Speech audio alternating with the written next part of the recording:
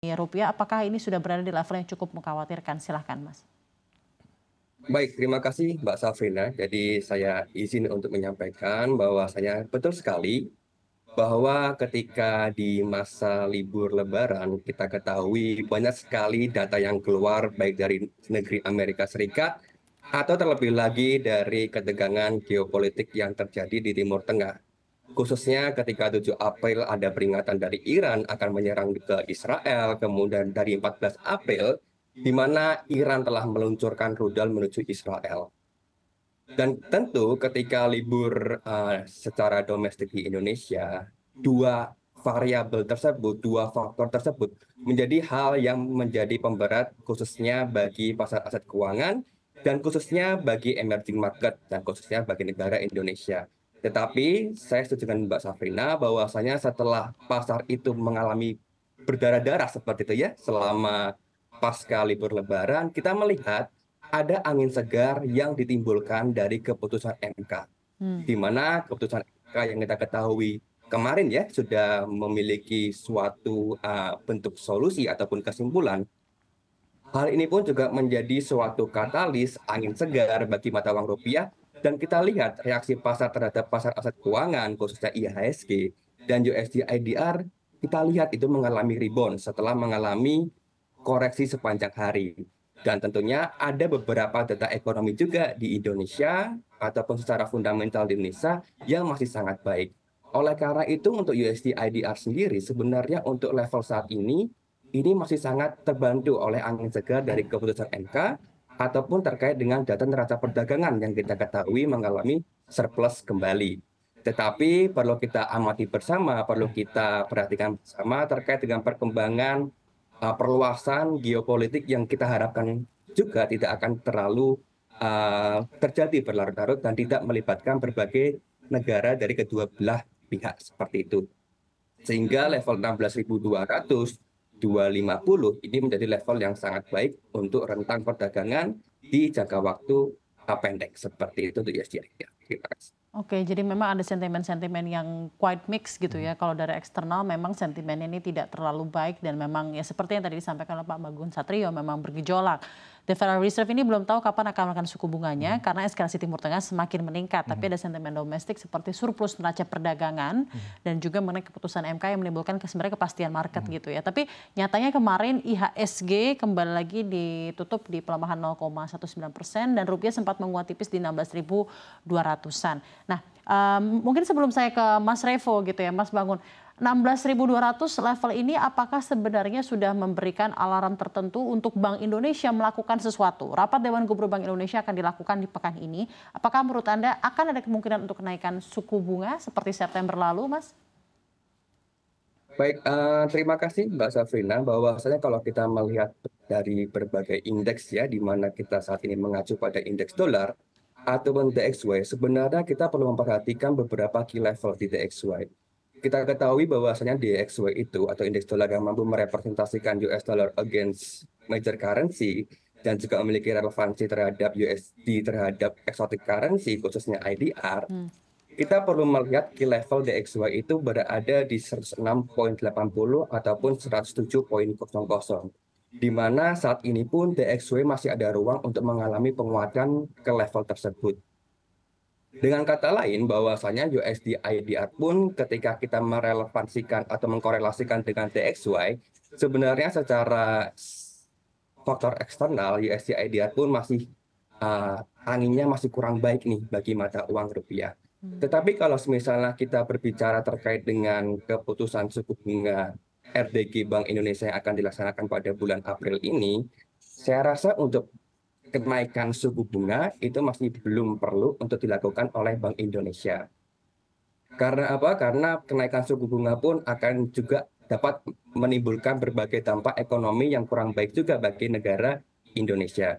Dengan berbagai alternatif untuk melakukan intervensi, seperti halnya berbagai alternatif aset keuangan, kemudian dengan cadangan devisa di Indonesia yang masih sangat tinggi, hal ini pun kami rasa atau saya rasa masih dapat menjaga atau smoothing dari pergerakan USD IDR baik dari supply dan demand, sehingga terkait dengan alternatif suku bunga saya rasa masih cukup jauh untuk Bank Indonesia dalam merencanakan hal tersebut. Mungkin yang perlu diperhatikan adalah apabila intervensi yang sudah dilakukan dengan berbagai cadangan devisa, kemudian dengan melakukan dengan intervensi yang ada di pasar falas, tetapi masih belum bisa dapat untuk membuat rupiah ini mengalami penguatan, mungkin di saat itulah Bank Indonesia akan mulai memikirkan atau mempertimbangkan terkait dengan peningkatan suku bunga di jangka waktu menengah. Seperti itu, Mbak Safri. Baik, terima kasih banyak sudah cukup jelas Mas Bangun Satrio. Jadi misalnya memang ini kalau saya langsung ke Mas Revo, saya ingin langsung nanya konsensus saja deh gitu ya. Kira-kira tim CNBC Indonesia Research pasti sudah berbicara ya untuk melihat bagaimana sih kira-kira respons dari otoritas moneter atau Bank Indonesia gitu ya terhadap nilai tukar rupiah yang berada di 16.200-an. Saya pengen tahu dong konsensusnya sejauh ini seperti apa dan juga mungkin pandangan personal Anda apakah sebenarnya sudah urgent Bank Indonesia menaikkan suku bunga let's say di 25 basis point seperti September lalu. Ya, memang juga biasanya kita, ini kan RDGBI hari ini dan juga Rabu ya, jadi biasanya kita melakukan polling dari kurang lebih belasan instansi yang sudah kami lakukan bertanya dan lain sebagainya, itu ternyata mostly masih relatively hold, jadi masih di sekitar 6%. Okay. Masih menahan suku bunganya untuk April tahun ini. Alasannya apa? Memang cukup variatif alasan dari beberapa ekonom, tapi secara umum itu karena dari sisi internal kita itu masih cukup baik. Dari sisi contoh, cadangan devisa atau CADEV kita itu masih di 140,4 billion USD. Meskipun memang turun dari 144 sebelumnya, turunnya kan berarti 3,6 billion. Jadi memang cukup besar, tapi itu masih di atas, masih cukup besar gitu. Bahkan beberapa yang ngomong threshold itu di 130 billion USD. Jadi 140 ini masih jauh di atas 130. Artinya ruang untuk BI melakukan intervensi tanpa harus untuk menaikkan suku bunga itu masih cukup ada. Ya mungkin per bulan mungkin 1 sampai 2 billion USD itu masih cukup oke gitu ya. Kemudian kalau kita bicara dari sisi inflasi kita itu masih cukup baik. Memang target atasnya itu sudah mulai mendekati ya. Target atasnya kan 3,5%, jadi range target inflasi BI itu 1,5 sampai 3,5%. Sementara saat ini terakhir itu di 3,05%. Meskipun memang sudah kepala 3 gitu ya, tapi secara umum masih di dalam target range tersebut. Artinya kedua faktor ini, inflasi dan juga CADEV kita masih sesuai sebetulnya. Nah itu yang membuat nampaknya untuk menaikkan suku bunga nampaknya belum perlu terlebih dahulu untuk saat ini, at least sampai di April ini. Kita belum tahu nanti mungkin di Mei atau Juni karena kita kembali lagi melihat apakah tensi geopolitik tadi yang sudah disampaikan Mas Satrio ini apakah mungkin terjadi eskalasi atau tidak. Karena mengingat kalau untuk saat ini belakangan ini nampaknya sudah mulai ada deeskalasi justru ya. Jadi nampaknya semoga ya tensi ini tidak mengalami kenaikan lagi dan juga kita melihat nanti perkembangan dari DXY atau indeks dolarnya seperti apa. Apakah mungkin dia menyentuh angka 107 atau bagaimana? Memang kita tidak kita sekarang harapkan sudah di 106 ya. Kita harapkan memang tidak sampai di 107 sih. Ya luar biasa DXY ini juga memang lagi-lagi jika semakin uncertain tentunya permintaan terhadap safe haven commodities dan juga dolar Amerika Serikat gitu ya memang juga semakin akan meningkat. Ya itu kan suatu keadaan yang memang tidak bisa dipungkiri. Sama seperti jika kita berharap mengenai faktor eksternal, kita harapkan akan terjadi deeskalasi.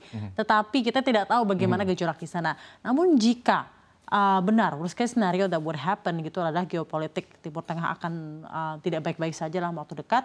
Sampai kapan kira-kira resistensi mata uang Garuda ini akan diuji? Bagaimana menurut Anda resiliensi kita sih secara fundamental untuk rupiah sendiri? Oke, kembali lagi memang secara fundamental kita so far masih cukup baik-baik saja. Beberapa tadi ya contoh inflasi, kemudian pertumbuhan ekonomi kita juga masih cukup baik, kemudian loan growth itu juga masih cukup baik gitu ya. Kemudian yield, memang yieldnya kita sudah mulai agak naik di atas 7% SBN 10 tahunnya. Tapi kalau kita bicara secara umum ya makro kita itu sebenarnya masih cukup baik-baik saja gitu ya. APBN dan sebagainya itu masih cukup baik.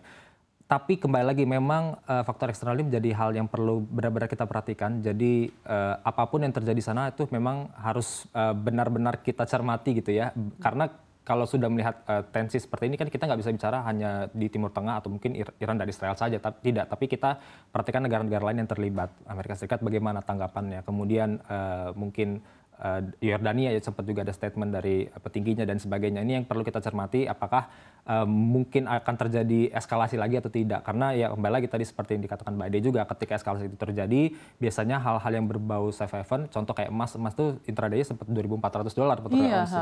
Kemudian untuk hard currency yang memang safe haven salah satunya USD juga demand-nya cukup tinggi gitu ya.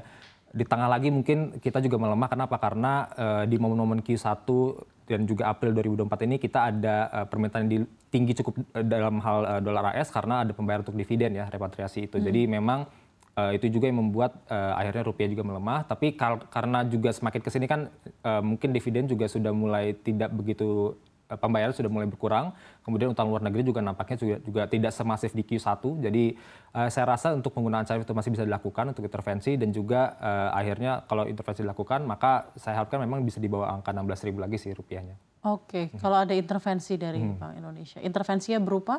Salah satunya dengan CADEV, karena kalkulasi ada salah satu ekonom yang menyatakan kalkulasinya mungkin di 1 sampai 2 billion USD per bulan. Jadi April, Mei sampai Juni. Jadi kalau ditotalkan mungkin kurang lebih 6 billion USD ya. 6 billion USD. Kalau 140 tadi dikurangi 6 billion USD berarti masih di 134. Tadi So far so good lah ya. Threshold di 130, jadi so far sebetulnya masih di atas angka tersebut, so far masih cukup oke.